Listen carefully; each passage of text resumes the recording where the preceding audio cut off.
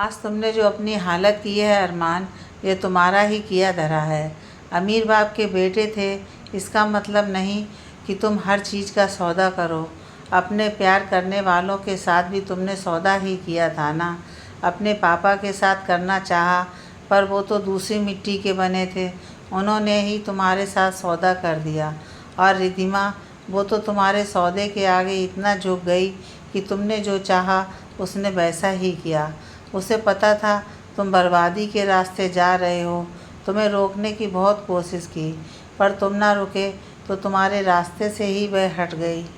उसने तुमसे टूटकर प्यार किया था, इसलिए तो सारी प्रॉपर्टी तुम्हारे नाम लिखकर उस मासूम बच्चे को और अपने कोख में तुम्हारी निशानी लेकर घर से चली गई। अब उसके पास कुछ भी नहीं होगा तुम्हारे लिए, सिर्फ दुआ के सिवा। और वह ज़रूर हर रोज़ करती होगी, क्योंकि उसने सिर्फ तुम्हें और तुम्हें ही चाहा था। अंजलि अपने मन का भड़ास एक सांस में ही निकाल दी थी और हाँफ रही थी। उसने अरमान की ओर देखा, जो हॉस्पिटल के बेड पर पड़ा हुआ था। वह और भी कुछ कहना चाहती थी, पर अरमान के पीले पड़े चेहरे को देखकर चुप हो गई। उसने ख्याल किया कि अरमान की बंद आंखों से 2 बूंद आंसू लुढ़क पड़े थे। उसने धीरे से कहा, सॉरी अरमान, मैं शायद ज़्यादा ही बोल गई। पर अरमान ने आंखें खोलीं और अपने आंसू पोंछते हुए कहा, नहीं अंजलि, तुमने जो कहा बिल्कुल सच है। मैंने एक देवी जैसी पत्नी को धोखा दिया है, उसे कभी समझा ही नहीं। उसके प्यार को उसकी चालाकी समझा। मैं नफ़रत करने लायक ही हूँ। मैं चाहता हूँ रिद्धिमा मुझसे नफ़रत करे। उसने बड़ी मुश्किल से सांस ली और कहा, अब मैं और ज़्यादा दिन जिंदा नहीं रहूँगा, पर मरने से पहले एक बार रिद्धिमा से मिलकर माफ़ी मांगना चाहता हूँ। अपने बच्चों को एक बार देखना चाहता हूँ, बस अब इतनी ही तमन्ना है। अंजलि ने एक लंबी सांस ली और बिना कुछ जवाब दिए वहाँ से चली गई। लगभग 30 साल पहले। पापा, मैं इस लड़की के साथ एक छत के नीचे नहीं रह सकता। मैं नफ़रत करता हूँ इस लड़की से, जो अचानक आकर इस घर और आप पर अपना अधिकार जमा बैठी है। कौन होती है ये आपकी, जो आप उसे इतना प्यार करते हो? मेरे हिस्से का प्यार भी आपने उसे दे दिया है। अब या तो वह रहेगी इस घर में या मैं। 12 साल का अरमान गुस्से से फट पड़ा। शशांक गुस्से से उसे देखते हुए बोले, अपनी ज़बान और अपने गुस्से पर काबू रखना सीखो अरमान। मैंने कह दिया है रिद्धिमा यहीं रहेगी तो वह यहीं रहेगी। अगर आपको ये घर छोड़कर जाना है तो जा सकते हैं। मैं समझ जाऊंगा, मेरा कोई बेटा था ही नहीं। वो अपना फैसला सुनाते हुए अपने कमरे में आ गए। तभी उन्हें याद आया कि अब तक रिद्धिमा स्कूल से आ चुकी होगी। कहीं उसने उन दोनों की बातें ना सुन ली हों। उन्होंने जल्दी से रिद्धिमा के कमरे की ओर रुख किया और कमरे में झांकते ही जो नज़ारा देखा, उनका मन द्रवित हो गया। रिद्धिमा स्कूल ड्रेस में ही थी और अपने मम्मा के फ़ोटो को सीने से लगाए चुपचाप बैठी थी, पर उसकी आंखें लाल हो रही थीं। शशांक धीरे से उसके पास आए और बैठते हुए बालों को सहलाते हुए पुकारा, बेटा रिद्धिमा। रिद्धिमा ने जल्दी से अपने आंसू पोंछे और धीमे स्वर में बोली, अंकल, आप मुझे हॉस्टल भेज दीजिए। शशांक ने आश्चर्य से पूछा, क्यों भला? रिद्धिमा ने ज़मीन की तरफ नज़र झुकाकर जवाब दिया, क्योंकि आप मेरी वजह से अरमान को डांटते रहते हो। आप पर उसका पहला हक है और मेरा बाद में। वो आपसे नाराज़ हो जाता है अंकल, वो भी मेरी वजह से। शशांक प्यार से उसके सर पर हाथ फेरते हुए बोले, मेरी छोटी सी रिद्धिमा कितनी बड़ी बड़ी बातें करती है। आपने कहाँ से सीखा इतनी समझदारी की बातें? रिद्धिमा थोड़ी चुप रही, फिर बोली, अंकल, हालात हमें बड़ा बना देते हैं। सभी यही कहते हैं कि आप अरमान से ज़्यादा मुझे प्यार करते हो, पर क्यों अंकल? मैं तो आपके दोस्त की बेटी हूँ ना, और अरमान आपका बेटा है। शशांक थोड़े चुप रहे, फिर बोले, तुम मेरे ऐसे दोस्त की बेटी हो जिसने मेरे इस नालायक बेटे को ज़िंदगी दी। तुम्हें पता है बेटा, जब अरमान सिर्फ 2 महीने का था, तब स्मृति यानी अरमान की मम्मा इस दुनिया से चली गईं। तब से लेकर 10 साल तक मेरी दोस्त पद्मा यानी आपकी मम्मा ने अरमान को अपने सीने से लगाए रखा। आपके पिता विजय को ये बात बिल्कुल पसंद नहीं थी, पर आपकी मम्मा ने स्मृति से जो वादा किया था उसे निभाया। आपके पापा के साथ उसके डिवोर्स के बाद उसने आपको अपनी माँ के पास रख दिया और यहाँ दिन भर अरमान को संभालती थी और रात को चली जाती थी। मैंने उससे कहा भी था कि यहीं आपको लेकर रहे, पर वो नहीं चाहती थी कि शशांक गुप्ता की इज्जत पर कोई आँच आए, क्योंकि लोग तो बातें बनाने के लिए तैयार रहते हैं। शशांक सांस लेने के लिए रुके, फिर बोले, और एक दिन जब वो यहाँ आ रही थी तो एक दुर्घटना ने उसकी जान ले ली। मैं आपका गुनहगार हूँ बेटा, क्योंकि हमारी वजह से ही उसकी जान गई। कहते हुए शशांक की आवाज़ भर्रा गई। रिद्धिमा ने उनकी ओर देखा और बोली, अंकल, उसके बाद तो आपने ही मुझे संभाला है ना। मम्मा के जाने का गम नानी सह नहीं पाई और अचानक एक दिन चली गई, पर उससे पहले ही आपने उनको भरोसा दिलाया था कि आप मुझे कभी अकेला नहीं छोड़ेंगे। शशांक उसके सर पर हाथ फेरते हुए बोले, हाँ रिद्धिमा, और मुझे वो वादा निभाना है। रिद्धिमा धीरे से बोली, पर अरमान को अच्छा नहीं लगता अंकल, आप तो मेरे पापा जैसे हैं। मैंने अपने पापा को नहीं देखा, पर आपने मेरा इतना ख्याल रखा कि मुझे अब पापा की ज़रूरत नहीं है। मैं जानती हूँ आप मेरा ख्याल रखोगे, मैं जहाँ भी रहूँ, इसलिए मैं हॉस्टल जाना चाहती हूँ। शशांक को सख्त आवाज़ में बोले, आप नहीं बेटा, मेरा वो नालायक बेटा हॉस्टल जाएगा। उसे भी पता चलना चाहिए कि अपनों का प्यार क्या होता है। मैंने उसका एडमिशन दून स्कूल में करवा दिया है, अब वो वहीं रहेगा। रिद्धिमा ने घबराते हुए कहा, पर अंकल, इससे वो आपसे दूर चला जाएगा और मुझसे और नफरत करेगा। शशांक उसके सर पर हाथ फेरते हुए बोले, बेटा, आप इस बारे में ज़्यादा सोचकर अपने इस छोटे से दिमाग को तकलीफ़ मत दो बेटा। मैं जो करूँगा उसके भले के लिए ही करूँगा, और देखना वो वहाँ सुधर जाएगा। कॉलेज लाइफ का आज लास्ट दिन था। सभी अपने अपने घर लौटने वाले थे और बातें कर रहे थे, पर एक इंसान वहाँ सबके आकर्षण का केंद्र बना हुआ था, विशेषकर लड़कियों के, और उसका नाम था अरमान मलिक। इस कॉलेज का सबसे हैंडसम और अमीर लड़का। इस कॉलेज के लड़के उससे जलते थे और लड़कियां मरती थीं, क्योंकि वह स्टेट का बास्केटबॉल चैम्पियन था, गिटारिस्ट था और बहुत पॉपुलर था। पर वह एक चीज़ के लिए जितना पॉपुलर था उतना ही बदनाम। उसकी सबसे बुरी आदत थी लड़कियों को यूज़ करके कुछ दिनों में उसे छोड़ देना। ऐसा नहीं कि लड़कियां उसकी इस आदत से वाकिफ़ नहीं थीं, पर जानते हुए भी उसके प्यार में फंस जाती थीं। उसके दोस्ती का हाथ बढ़ाते ही पिघल जाती थीं और उसकी नीली आँखों के नशे में डूब जाती थीं। पर अरमान के लिए लड़कियां बिस्तर की चादर की तरह थीं, जिसे वह कुछ दिनों में बदलना पसंद करता था। अरमान स्टेज पर अपने दोस्तों की फरमाइश पूरी कर रहा था और एक के बाद एक गाना गाए जा रहा था। उसने जैसे ही अपना गाना ख़त्म किया, तालियों की गड़गड़ाहट से हाल गूंज उठा।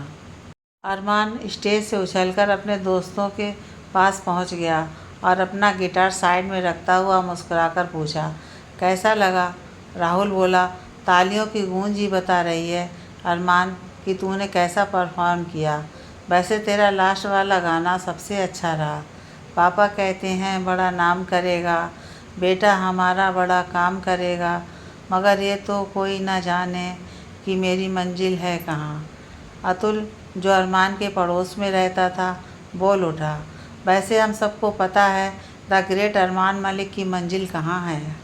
उसे क्या फ़िक्र भाई, पापा इतने बड़े बिजनेसमैन हैं, दो दो हॉस्पिटल के ऑनर हैं, और लड़की यानी अरमान की मंजिल भी देख रखी है। बहुत ही इंटेलिजेंट और खूबसूरत लड़की, रिद्धिमा गुप्ता, है ना अरमान? रिद्धिमा का नाम सुनते ही अरमान के जबड़े भिज गए। उसने जलती हुई आंखों से अतुल को देखता हुआ बोला, तुझे इतनी पसंद है वो लड़की, तो तू ही उसे अपनी मंजिल बना ले। मेरे गले क्यों मढ़ रहा है उसे? अतुल मुस्कुराता हुआ बोला, कर लेता अगर अंजलि के साथ बचपन में ही मेरी शादी तय ना होती। मैं अंजलि से प्यार करता हूँ यार, पर जिसे रिद्धिमा मिलेगी वो किस्मत वाला होगा। अरमान ने गुस्से से उसे घूरा और उठकर जाने लगा तो मोहित उसका हाथ पकड़कर बिठाता हुआ बोला, ठंड रख यार, तू कभी एक लड़की पर टिका है क्या? अगर तेरे पापा ज़्यादा ज़बरदस्ती करें तो कर लेना उस लड़की से शादी, पड़ी रहेगी घर के कोने में और तू बाहर मौज करना। हा हा हा। अरमान ने अपना सर झटका और बड़बड़ाया। उस लड़की की मैं तो सूरत भी देखना नहीं चाहता जिसने मुझे मेरे घर और पापा से दूर कर दिया है। कभी नहीं भूल सकता कि पापा ने हम दोनों में से उसे चुना। पर अब मैं वापस आ रहा हूँ अपना हर अधिकार वापस लेने जो उसने मुझसे छीना था। शशांक आज बहुत खुश थे क्योंकि आज अरमान अपनी MBA की पढ़ाई कंप्लीट कर वापस आ रहा था। पर दिल में थोड़ी घबराहट भी हो रही थी उन्हें, क्योंकि उनको पता था उनके बेटे में हर गुण होते हुए भी कुछ बुराइयां भी थीं जिसकी वजह से उसके सारे गुण छुप सकते थे। जिद्दी और गुस्सैल तो वह बचपन से ही था, पर शराब पीने की बुरी लत लग चुकी थी उसे, और सबसे बड़ी बुराई थी लड़कियों की संगत। शशांक कुर्सी से उठ गए और बेचैन होकर कमरे में टहलने लगे। स्मृति की तस्वीर के सामने खड़े हो गए और बड़बड़ा उठे। स्मृति, मुझे इतनी ताकत दो कि मैं अरमान को सही रास्ते पर ला सकूं। मैं बचपन से ही उसे सुधारने की कोशिश कर रहा हूं, पर नहीं कर पाया। ना जाने क्या कमी रह गई मेरी परवरिश में। कोई ऐसा चमत्कार, ऐसी जादू की छड़ी मुझे चाहिए जिसे छूते ही वह सुधर जाए। उन्हें लगा स्मृति मुस्कुरा उठी और आंखों से बोल उठी, वह जादू की छड़ी तो तुम्हारे पास ही है शशांक। तभी उन्हें रिद्धिमा की सुरीली आवाज़ सुनाई दी। अंकल, आप आज भी अपनी दवाई लेना भूल गए। शशांक उसे देखकर मुस्कुरा उठे, पर रिद्धिमा थोड़ी नाराज़गी से के साथ बोली, मैंने आपको कोई जोक सुनाई क्या जो आप मुस्कुरा रहे हैं? शशांक मुस्कुराते हुए बोल उठे, आपको देखते ही मेरे होठों पर मुस्कुराहट आ जाती है बेटा। रिद्धिमा दवाई उनके हाथ में देते हुए बोली, मैं जानती हूँ आज आप बहुत खुश हैं क्योंकि अरमान वापस आ रहा है। शशांक बोल उठे, आप नहीं हो क्या? रिद्धिमा तुरंत बोल उठी, मैं भी बहुत खुश हूँ अंकल, क्योंकि वह अपने घर वापस आ रहा है। थोड़ी देर दोनों चुप रहे, फिर रिद्धिमा धीरे से बोली, अंकल, मैं सोचती हूँ अब हॉस्टल चली जाऊँ। शशांक ने आश्चर्य से पूछा, ये ख्याल आपके दिमाग में कहाँ से आया? रिद्धिमा अपने नाखून कुरेदने लगी। ये ख्याल तो उसी दिन आया था जब आपने बेचारे अरमान को हॉस्टल भेज दिया था, पर आपने मेरी बात नहीं माना। अरमान मुझे पसंद नहीं करता अंकल, और मैं नहीं चाहती मुझे लेकर बात बढ़े। शशांक उसकी ओर देखते हुए बोला, उस दिन भी मेरा जवाब ना था और आज भी है रिद्धिमा। अरमान हॉस्टल गया था अपनी वजह से। वह बहुत ज़िद्दी और अक्खड़ हो गया था और उसे सुधरना ज़रूरी था, पर मैं नहीं जानता वह कितना सुधरा है। आशा करता हूँ अब समझदार हो गया होगा। रिद्धिमा मुस्कुराते हुए बोली, तब वह छोटा था अंकल। शशांक मुस्कुराए और बोले, आप भी छोटी थीं, बल्कि आप तो उससे 2 साल छोटी हैं, और ये घर जितना उसका है उतना आपका है। इसलिए ये ख्याल कभी मत लाना कि वो वापस आएगा तो आपको जाना पड़ेगा, और मैं ये बात मान जाऊँगा। रिद्धिमा सर हिलाते हुए बोली, आप भी बहुत ज़िद्दी हैं अंकल, इसलिए अरमान भी है। पर आपको मेरी एक बात माननी पड़ेगी, अगर मुझे देखकर अरमान खुश नहीं हुआ और उसने घर छोड़ने की नौबत आए तो मैं जाऊंगी इस बार, अरमान नहीं। शशांक हंसते हुए बोले, सोच सोचकर आपके चेहरे पर झुर्रियाँ आ रही हैं बेटा। आपको इसकी फ़िक्र करने की ज़रूरत नहीं है, मैंने सोच रखा है क्या करना है। रिद्धिमा ने मुस्कुराकर कहा, और मैं जानती हूँ आपने जो सोचा होगा सही होगा। अच्छा, मैं नाश्ता लगा रही हूँ, आप जल्दी से आ जाओ, फिर मुझे कॉलेज भी जाना है। रिद्धिमा के जाने के बाद शशांक फिर से सोच में पड़ गए थे। उन्होंने जो सोच रखा था, आज शायद स्मृति ने भी वही इशारा किया था। शशांक की दिली इच्छा थी कि उनका बेटा रिद्धिमा को अपना ले, उसका नफ़रत प्यार में बदल जाए, क्योंकि शशांक को पूरी तरह विश्वास था कि कितना भी बुरा इंसान हो, रिद्धिमा की संगत उसे ज़रूर सुधार देगी। वो जानते थे कि रिद्धिमा अरमान को पूरी तरह समझती थी और शायद उसे पसंद भी करती हो। अगर अरमान की शादी रिद्धिमा के साथ हो जाए तो शशांक निश्चित हो जाएंगे, क्योंकि अरमान चाहे कुछ भी करे, शशांक के जाने के बाद रिद्धिमा उनके व्यवसाय को संभाल लेगी और बर्बादी से बचा लेगी। रिद्धिमा शशांक से बात करके अपने कमरे में किताबें लेने गई और उसकी नज़र अलमारी में रखे अरमान के फ़ोटो पर गई, जिसे वह यहाँ छुपा कर रखती थी। वह उसे देखकर मुस्कुराई और खुद ही मन में सोचा, मैं भी कितनी पागल हूँ। जो इंसान मुझसे नफ़रत करता है मैं उसे पसंद करती हूँ। हाँ अरमान, तुम चाहे मुझसे कितनी नफ़रत करो, मैं तुम्हें शायद प्यार करने लगी हूँ। बचपन से तुमसे दोस्ती करना चाहा, पर तुमने मुझे कभी दोस्त नहीं वरन दुश्मन माना। और हर साल जब 2-4 दिन के लिए तुम घर आते थे, मैं चुपके से तुम्हें देखा करती थी। और जब भी कभी मैं तुम्हारे सामने आ गई, तुम्हारी नफ़रत भरी, गुस्से भरी निगाहों ने मुझे तुम्हारी तरफ खींचा और मैं तुम्हारे बारे में सोचती रही। और पता नहीं कब सिर्फ तुम्हारे बारे में ही सोचना शुरू कर दिया। अपनी ज़िंदगी में मैंने सिर्फ़ और सिर्फ किसी एक इंसान को चाहा है और अपने सपनों में देखा है, और वो तुम हो अरमान। तुम चाहे मुझसे कितनी भी नफ़रत करो, मैं फिर भी तुमको चाहूँगी और चाहती रहूँगी। अरमान घर वापस आ गया था, पर शशांक ने जैसा सोचा था वह बिल्कुल वैसा ही था। वह रिद्धिमा से दूर ही रहता था और अपने पापा से भी बहुत कम बात करता था। ज़्यादातर समय वह बाहर बिताया करता था और रात को जब घर वापस आता तो नशे में चूर रहता था। जब तक अरमान घर पर रहता, रिद्धिमा खुद को कमरे में ही बंद रखती थी। पर शशांक ने ख्याल किया कि सुबह जल्दी उठकर रिद्धिमा अरमान का पसंदीदा नाश्ता ज़रूर बनाती थी और नौकर के हाथों उसके कमरे में भिजवा देती थी। एक दिन जब अरमान अपने कमरे में मोबाइल लेकर बैठा था, शशांक उनसे बात करने के लिए वहां आए, पर अरमान उन्हें देखता हुआ भी इग्नोर करने की कोशिश करता हुआ मोबाइल में बिजी रहा। शशांक कुछ देर खड़े रहे, फिर बोल पड़े, अरमान, मैं आपसे बात करने आया हूँ। अरमान मोबाइल पर नज़र रखता हुआ बोला, कहिए।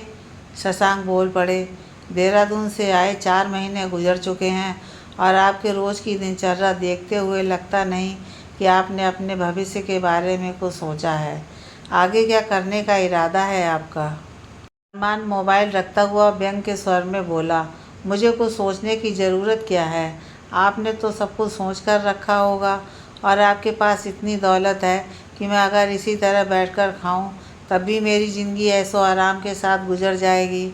शशांक को अरमान से ऐसे बर्ताव की ही आशा थी, इसलिए बिना विचलित हुए उन्होंने जवाब दिया, वो आपकी नहीं मेरी प्रॉपर्टी है, जिसे मैंने बहुत मेहनत से कमाए हैं। उसे बर्बाद होते मैं नहीं देख सकता और ना होने दूंगा।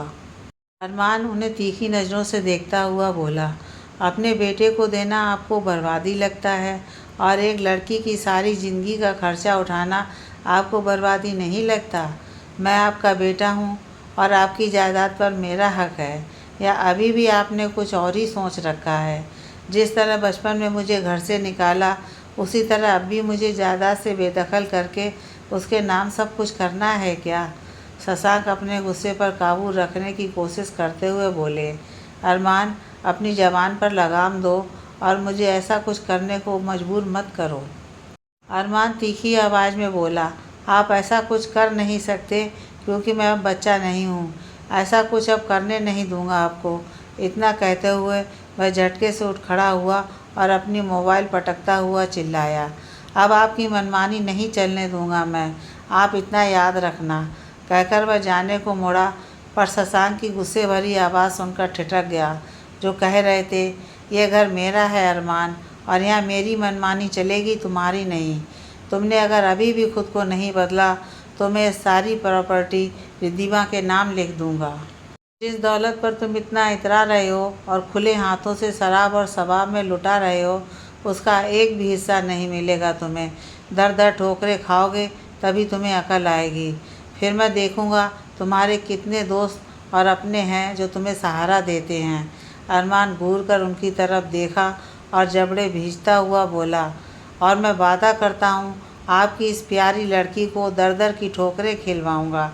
बचपन से अब तक मेरे अधिकार छीनकर उसने बहुत मज़े किए हैं, अब उसकी बारी है। कहता हुआ वह झटके से घर से निकल गया। शशांक कुछ देर उधर देखते रहे और अरमान की बातें उनके कानों में गूंजती रहीं। एक ऐसा तूफान आने वाला था जिसका सामना करने से वो खुद डर रहे थे। अचानक उनके सीने में दर्द जैसा महसूस हुआ और वो रिद्धिमा को पुकारते हुए ज़मीन पर गिर पड़े। 1 हफ्ता बीत चुका था पर अरमान घर वापस नहीं आया था। शशांक को दिल का दौरा पड़ा था और वे हॉस्पिटल में थे। रिद्धिमा जानती थी अरमान का यहाँ रहना अभी बहुत ज़रूरी है, इसलिए उसे लगातार फ़ोन कर रही थी, पर वह फ़ोन उठाता ही नहीं था। रिद्धिमा ने मैसेज भी छोड़े थे, पर अरमान ने देखा ही नहीं था। रिद्धिमा अतुल को छोड़कर अरमान के किसी और दोस्त के बारे में जानती नहीं थी, और अतुल मुंबई में था ही नहीं। उसे दिल्ली में नौकरी मिली थी और वहाँ चला गया था, और उसने रिद्धिमा को फ़ोन पर बताया था कि उसे अरमान के बारे में कुछ पता नहीं है।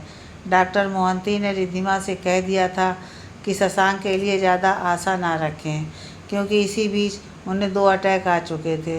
रिद्धिमा जानती थी अरमान का उनके पास होना अभी ज़रूरी है। इन्हीं सोच विचार में वह डूबी थी कि उसे शशांक की कमज़ोर आवाज़ सुनाई दी। शशांक बोले, रिद्धिमा, अरमान आया क्या? रिद्धिमा धीरे से बोली, आ जाएगा अंकल, कहीं बिजी होगा। शशांक मुश्किल से मुस्कुराए, फिर बोले, उसके पास काम ही क्या है जो बिजी होगा? शराब के नशे में डूबा होगा और क्या। रिद्धिमा जल्दी से बोली, उसे आपकी बीमारी की खबर नहीं मिली अंकल, वरना वह दौड़ा हुआ होता। कुछ भी हो, आप उसके पापा हैं, आपसे वह बहुत प्यार करता है। शशांक के होठों पर दर्द भरी मुस्कुराहट थी। वो थोड़ी देर चुप रहे, फिर बोले, रिद्धिमा, मैंने बहुत सोचकर कुछ फैसला लिया है, क्या आप इसमें मेरा साथ देंगी? रिद्धिमा आंसू भरी निगाहों से बोली, आपके हर फैसले में मैं आपके साथ हूँ अंकल। शशांक ने रुक रुक कर कहा, बेटा, शायद मैं स्वार्थी कहलाऊँ, पर बहुत दिनों से मैंने अपने दिल में एक सपना पाल रखा है। मैं चाहता हूँ कि आपको अपने घर की बहू बनाऊँ। इतना सुनते ही रिद्धिमा चौंकते हुए बोली, ये आप क्या कह रहे हैं अंकल? अरमान मुझसे नफ़रत करता है। शशांक बोले, जानता हूँ, पर यह भी जानता हूँ आप उस नालायक को पसंद करती हैं। आप मेरी बात ध्यान से सुनो बेटा। मैं जानता हूँ मेरे जाने के बाद कुछ ही दिनों में अरमान मेरी सारी संपत्तियाँ उड़ा देगा और रास्ते का भिखारी बन जाएगा। जो दोस्त उसके इर्द गिर्द घूमते हैं वो उस समय उसकी तरफ देखेंगे भी नहीं। मैं नहीं चाहता कि आप दोनों के लिए ऐसी मुश्किल घड़ी आए, इसलिए मैं चाहता हूँ मेरी सारी प्रॉपर्टी का हकदार मैं आपको बनाकर जाऊँ। फिर अरमान आपसे शादी करने को मजबूर होगा, मेरी प्रॉपर्टी सुरक्षित होगी, और मुझे विश्वास है आपका साथ पाते ही वह सुधर जाएगा।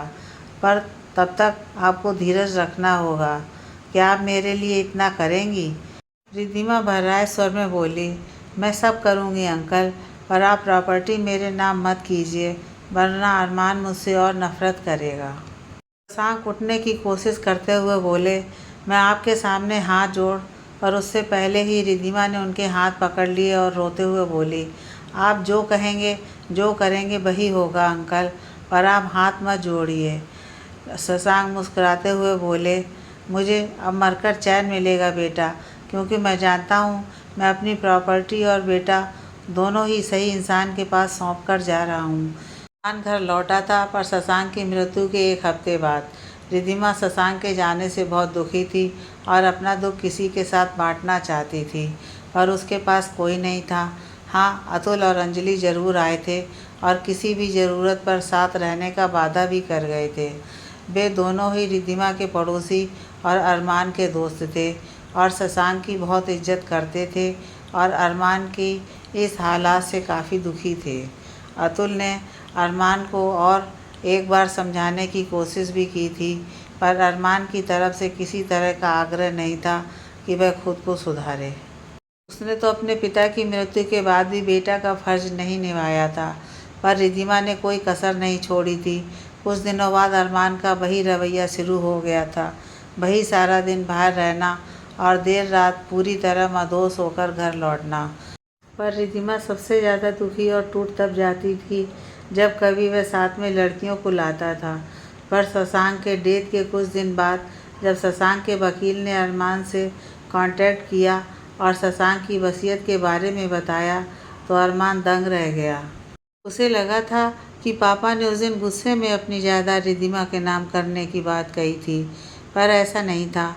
वसीयत में साफ साफ लिखा था कि शशांक की सारी जायदाद रिद्धिमा के नाम थी, और अगर रिद्धिमा को किसी प्रकार का नुकसान पहुंचता है उसके लिए अरमान जिम्मेदार है।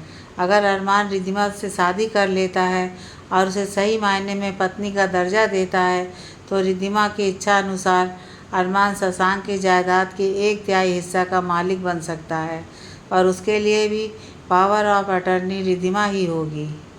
पहले तो अरमान इस वसीयत को पढ़कर सन्न रह गया, फिर गुस्से से फट पड़ा। उसका दिल कर रहा था कि रिद्धिमा की जान ले ले, पर वसीयत में साफ साफ लिखा था कि रिद्धिमा की अप्राकृतिक या अकस्मात मौत हो जाए तो शशांक की सारी प्रॉपर्टी किसी संस्था को चली जाएगी। अर्थात अरमान अब पूरी तरह भिखारी था। उसके पास अपना कुछ नहीं था, ना घर, ना हॉस्पिटल और ना पापा का बिजनेस। अब अरमान के सामने एक ही रास्ता बचा था, रिद्धिमा से शादी, जिससे वह 1/3 प्रॉपर्टी का ऑनर बन सकता था। और इसके लिए भी उसे रिद्धिमा को खुश रखना था, जिससे वह उसकी इजाज़त दे। 1 साल से ज़्यादा हो गए थे दोनों की शादी हुए। रिद्धिमा ने शशांक के बिजनेस को अच्छी तरह संभाल लिया था और उसे काफ़ी आगे बढ़ाया था, पर अरमान वहीं का वहीं था। उसका रोज़ का काम वही था, दिन भर बाहर गुजारना और रात को शराब पीकर घर लौटना। हाँ, उसने लड़कियों को लाना बंद कर दिया था। रिद्धिमा ने अरमान के हिस्से की प्रॉपर्टी उसके नाम कर दी थी, जो वह मज़े से उड़ा रहा था, और रिद्धिमा कुछ नहीं कर पा रही थी। शादी के कुछ महीनों तक अरमान उसके साथ नॉर्मल व्यवहार करता था और घर पर रहता था। उसने पापा के व्यवसाय में इंटरेस्ट दिखाना भी शुरू किया था, जिससे रिद्धिमा को लगा था वह सुधर रहा है। रिद्धिमा को लगा था शायद शशांक की मौत ने अरमान को देर से ही सही दुख पहुंचाया है और वह अब सुधरने की कोशिश कर रहा है। रिद्धिमा बहुत असमंजस में रहती थी कि अरमान के दिल और दिमाग में क्या चल रहा है, क्योंकि शुरुआती दौर में वह जैसा था अब पूरी तरह बदल चुका था। शुरुआत में तो वह कभी कभी दुखी स्वर में रिद्धिमा से कहता कि उसने पापा को बहुत दुख दिया है और अब उसे समझ आ गया है कि वह पापा की इच्छा अनुसार अच्छा इंसान बनने की कोशिश करेगा तो उसकी आत्मा को शांति मिलेगी। पर अब वह शराब के नशे में जो भी कहता उससे रिद्धिमा दंग रह जाती थी। अरमान कहता था कि पापा ने उसके साथ दुश्मनी निभाई है और उसे कहीं का नहीं छोड़ा है। वह रिद्धिमा से नफरत करता है और करता रहेगा। यह सुनकर रिद्धिमा चुपके से आंसू बहाया करती थी, पर अरमान को कभी कुछ नहीं कहती थी, क्योंकि वह जानती थी उससे अरमान की नफ़रत और बढ़ेगी। कभी कभी वह शशांक की तस्वीर के सामने खड़ी होकर उनसे माफ़ी मांगती थी कि उसकी कोशिश के बावजूद अरमान नहीं सुधर रहा है और वह नहीं जानती अरमान सुधरेगा या नहीं। इसी बीच रिद्धिमा की गोद में रिधान आ चुका था, जो अरमान को फूटी आँख नहीं सुहाता था। रिद्धिमा अपनी बेइज्जती या तकलीफ़ सह सकती थी, पर अरमान का शराब के नशे में रिधान को एक सौदेबाज इंसान का पोता या एक सातिर औरत का बेटा कहना बिल्कुल पसंद नहीं था। वह कभी कभी सोचती थी कि अरमान से दूर चली जाए, पर उसने शशांक से वादा किया था कि कभी भी अरमान को अकेला नहीं छोड़ेगी और उसे निभाने को मजबूर थी। उसे अरमान की हालत पर तरस भी आता था, जो शराब के नशे में कभी कभी ये कहकर रोता रहता था कि उसे इस दुनिया में कोई नहीं चाहता, कोई प्यार नहीं करता। उसके खुद के पिता ने उसे कभी नहीं चाहा और जाते हुए उससे सब कुछ छीन लिया। उसका ना घर है, ना कोई जायदाद जिससे उसकी ज़िंदगी चल सके। वह तो एक भिखारी है और कुछ नहीं।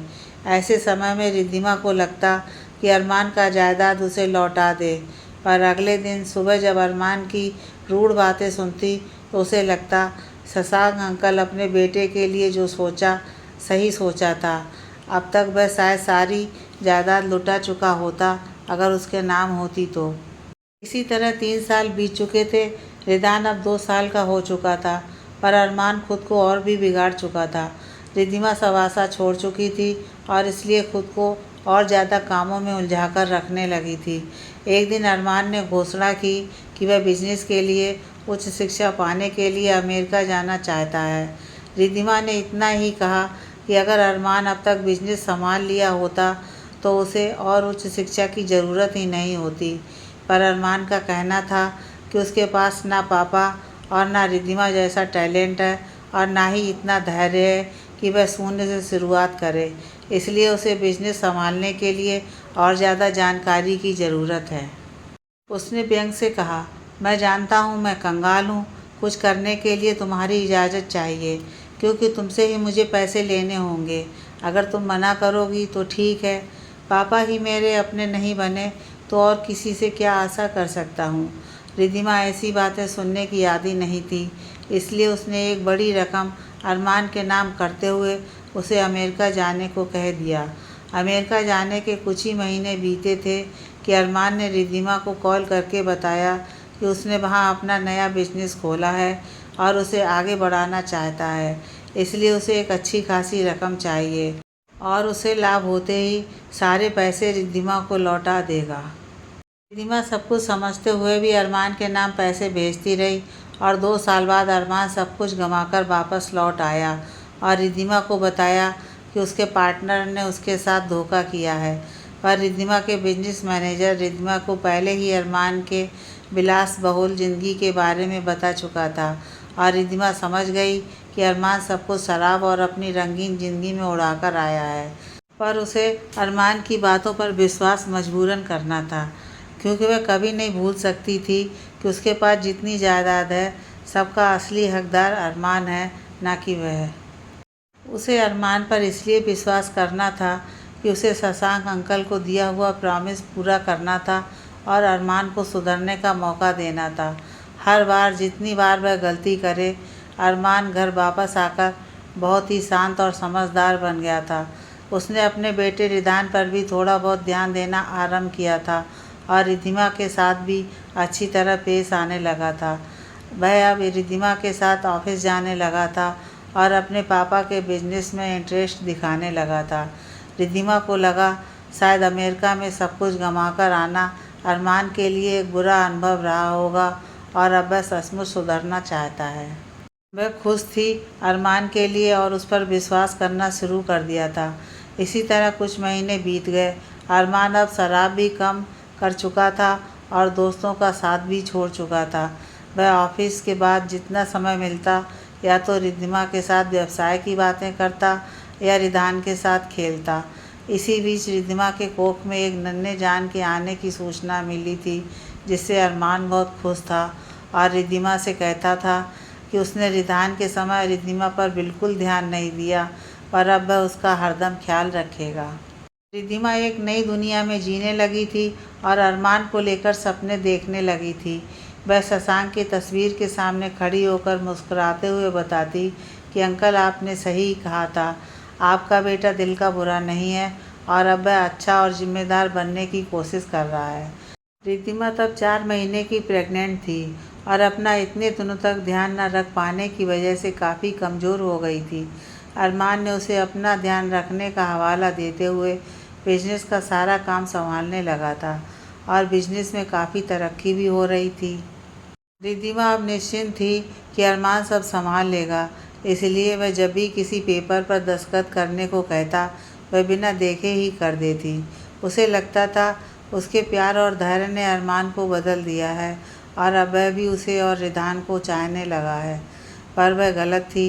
अरमान ने धीरे धीरे सारा व्यवसाय अपने नाम कर लिया था और अपने असली रूप में वापस आ गया था। अब बात बात पर रिद्धिमा उससे अपमानित होती थी और हद तो तब हो गई जब रिद्धिमा पर घिनौना इल्ज़ाम लगाया कि यह बच्चा उसका नहीं है। रिद्धिमा इस अपमान से इतनी आहत हुई कि वहाँ से चले जाने का निश्चय किया और एक दिन जब अरमान सो रहा था तो उसने अरमान की सारी जायदाद उसके नाम करके रिदान का हाथ पकड़कर उस घर से चली गई। हॉस्पिटल। अरमान को जोरों की प्यास लगी थी। वह बड़ी मुश्किल से उठ खड़ा हुआ और पानी का गिलास लेने को हाथ बढ़ाया, पर असफल रहा। उसकी आंखों में आंसू थे। वह बड़बड़ाया, सॉरी पापा, आपका बेटा नालायक ही निकला। आपने तो जो किया था उसके भले के लिए किया था, पर उसने सदा आपको दोषी ठहराया। पापा, मैं मरने से पहले रिद्धिमा से एक बार माफ़ी मांगना चाहता हूँ और बाकी बची जायदाद उसके हवाले करना चाहता हूँ, पर वह कहाँ है मुझे कुछ नहीं पता। इतने सालों तक वह कहाँ रही, कैसे रही, बच्चों को कैसे संभाला, मैंने कभी सोचा ही नहीं। मेरे मासूम बच्चे पता नहीं कितनी तकलीफ़ें उठाई होंगी। अब तो रिदान काफ़ी बड़ा हो गया होगा और दूसरी वाली लड़का या लड़की, ये भी मैं नहीं जानता।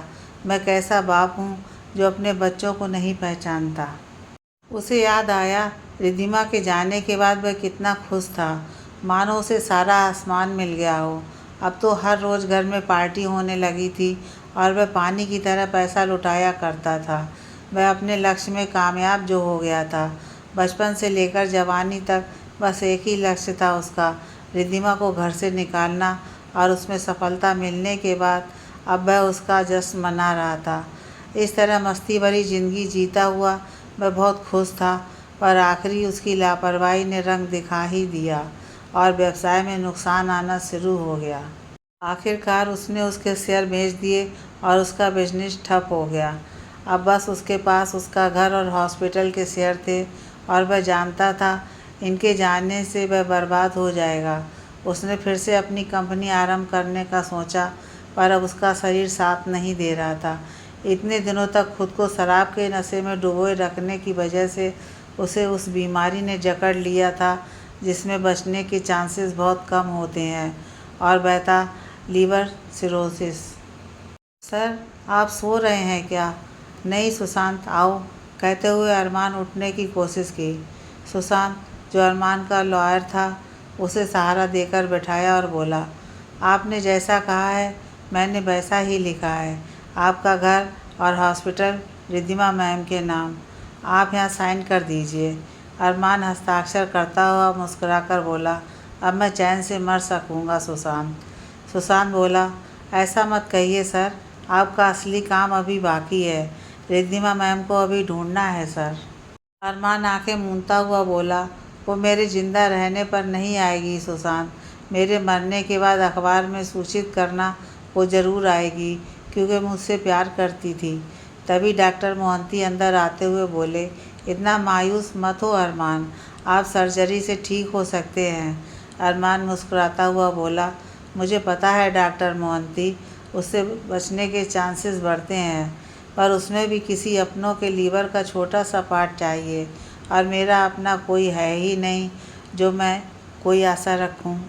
अतुल अंदर आता हुआ बोला, तुम्हें ये सब सोचने की ज़रूरत नहीं है अरमान, मैंने तुम्हारे कंसेंट फॉर्म पर साइन कर दिया है। अब जल्दी ही तुम्हारी सर्जरी हो जाएगी और तुम ठीक हो जाओगे।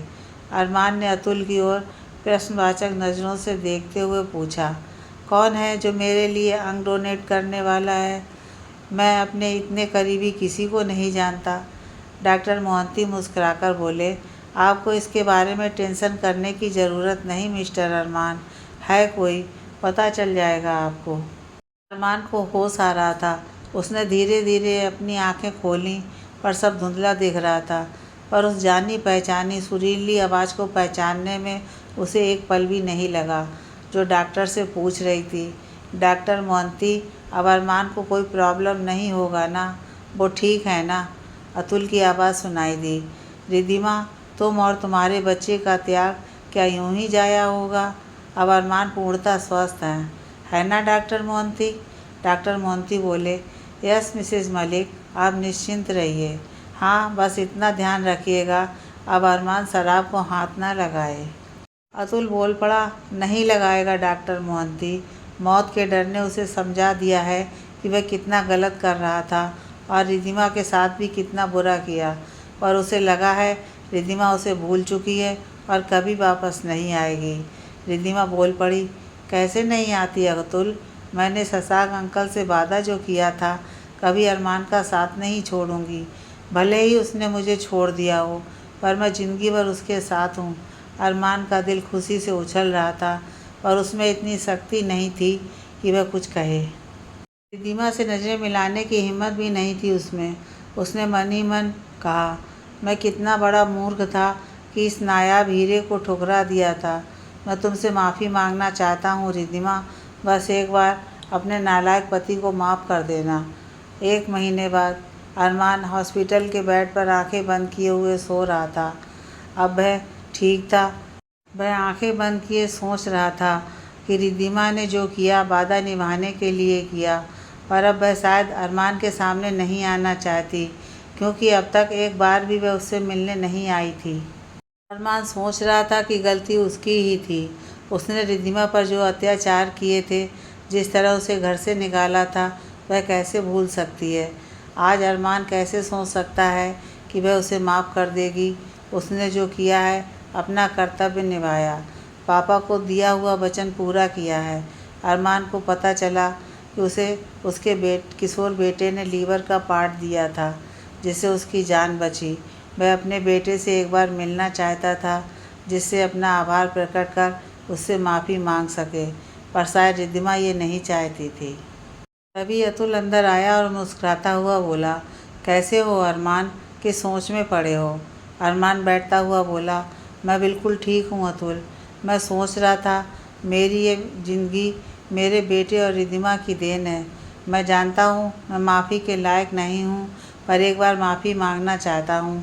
पर शायद रिद्धिमा नहीं चाहती कि वो मुझसे मिले, और ये ठीक भी है।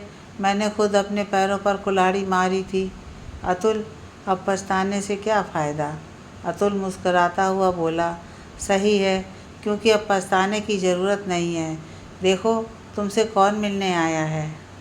अरमान ने देखा एक 15-16 साल का किशोर लड़का और एक 9-10 साल की लड़की दरवाजे के पास खड़ी थी और उसे ही देख रही थी। अतुल बोला, ये कौन है बताओ तो अरमान। अरमान का दिल खुशी से उछल पड़ा, क्योंकि उस किशोर ने बिल्कुल उसकी सूरत पाई थी और बच्ची ने रिद्धिमा की। पर उसे ये विश्वास नहीं हुआ कि उसके बच्चे उससे मिलने आ सकते हैं, इसलिए वह बोल नहीं पाया। बस इतना कहा, कौन है ये शाहिद। अंजलि दोनों का हाथ पकड़कर अंदर लाते हुए बोली, रुक क्यों गए अरमान, बोलने की हिम्मत नहीं है, या तुम्हें अभी भी रिद्धिमा पर विश्वास नहीं है कि वह अपने बच्चों को तुमसे मिलने भेज सकती है। अतुल मुस्कुराता हुआ बोला, अब मेरे बेचारे दोस्त को डांटो मत अंजलि, वह थोड़ा घबराया हुआ है ना अरमान। अरमान ने सर हिलाया और ज़मीन की तरफ देखने लगा। अतुल ने बच्चों से कहा, बच्चों अपने पापा से नहीं मिलोगे। दोनों ने सर हिलाया और धीरे कदमों से अरमान के पास आकर खड़े हो गए। अरमान की आंखों में आंसू थे। वह उसे पहुँचता हुआ भर्राए स्वर में कहा, बच्चों मुझे माफ़ कर दो, आपके पापा बहुत बुरे हैं जो इतने दिनों आपको दूर रखा। वह बच्ची बोल पड़ी, पापा कभी बुरे नहीं होते। मम्मा ने कहा पापा हमसे नाराज़ थे, पर अब नहीं हो। रिदान गंभीर स्वर में बोला, और बड़े छोटों से माफ़ी नहीं मांगते। आप हमसे माफ़ी मांगकर हमें शर्मिंदा मत करो। अरमान आबाक सा उन्हें देख रहा था। उसके दिल ने कहा, यह रिद्धिमा ही है जो बच्चों को इतने अच्छे संस्कार दे सकती है। पापा ने रिद्धिमा को चुनकर एक हीरा ही चुना था अरमान, जो तू समझ नहीं पाया और उसे यूं ही गंवा दिया तूने। उसने बच्ची से पूछा, बेटा आपका नाम क्या है। वह बच्ची अपने मुंह पर हथेली रखती हुई बोली, अरे आपको मेरा नाम भी नहीं पता। मेरा नाम रिशिमा है। अरमान उसके गाल को छूते हुए प्यार से बोला, मैं आपको एंजल कहूँ, आपको बुरा तो नहीं लगेगा। मैं आश्चर्य से बोली, अरे मम्मा भी तो मुझे इसी नाम से पुकारती हैं। रिदान बोला, आप आराम कीजिए, हम फिर आएंगे मिलने। वे जाने के लिए मुड़े, तभी अरमान बोला, रिदान बेटा मम्मा से कहना एक बार मुझसे मिलें, मैं उनसे माफ़ी मांगना चाहता हूँ। अंजलि ने अतुल से पूछा, तो रिद्धिमा ने अरमान को माफ़ कर दिया। अतुल ने हाँ में सिर हिलाया। अंजलि बोली, हम लड़कियाँ बड़ी कमज़ोर होती हैं। अरमान ने जो चाहा किया और रिद्धिमा ने उसके लिए ना जाने कितने दुख उठाए। इतने संघर्ष के बाद आज वह अपनी नई कंपनी को खड़ा कर चुकी है और ख़ुद अपने बच्चों को संभाल सकती है। उसे अरमान की ज़रूरत नहीं है अब। अतुल बोला, यह बात सही है अंजलि कि हम मर्द कठोर होते हैं और तुम औरत नरम दिल की, पर रिद्धिमा के माफ़ करने के कई वजह हैं। उसे हरदम लगा कि उसने अरमान का हक छीना था। शशांक अंकल ने अरमान को घर से बाहर उसी के लिए भेजा था और रिद्धिमा के नाम सारी जायदाद देकर अरमान के साथ अन्याय किया था। पर उससे पहले ही अंजलि आंखें दिखाते हुए बोली, शशांक अंकल ने गलत नहीं, बहुत सही किया था। अतुल ने सर हिलाया और बोला, हाँ, पर रिद्धिमा को लगा कि उसने अरमान का हक छीना था, और दूसरी बात, उसने शशांक अंकल से वादा किया था कि वह सारी ज़िंदगी अरमान को संभालेगी, तो आज कैसे उसे छोड़ देती जब अरमान को उसकी ज़रूरत है। वह चाहती थी कि बच्चों को उनके पापा मिल जाएं। और अंजलि बोली, और भी कोई वजह है क्या। हाँ, अतुल मुस्कुराता हुआ बोला। सबसे बड़ी वजह, रिद्धिमा अरमान से प्यार करती है। वह अरमान को शुरू से ही चाहती थी और औरत अपने प्यार का 100 गलतियाँ भी माफ़ कर देती है। तुम्हें पता है ना, अंजलि हंसते हुए बोली। सही है, पर तुम्हें कोई माफ़ी नहीं मिलेगी। आज खाना भी तुम बनाओगे और सोनू का होमवर्क भी तुम करवाओगे, याद है ना? अतुल उसे अपने पास खींचता हुआ बोला।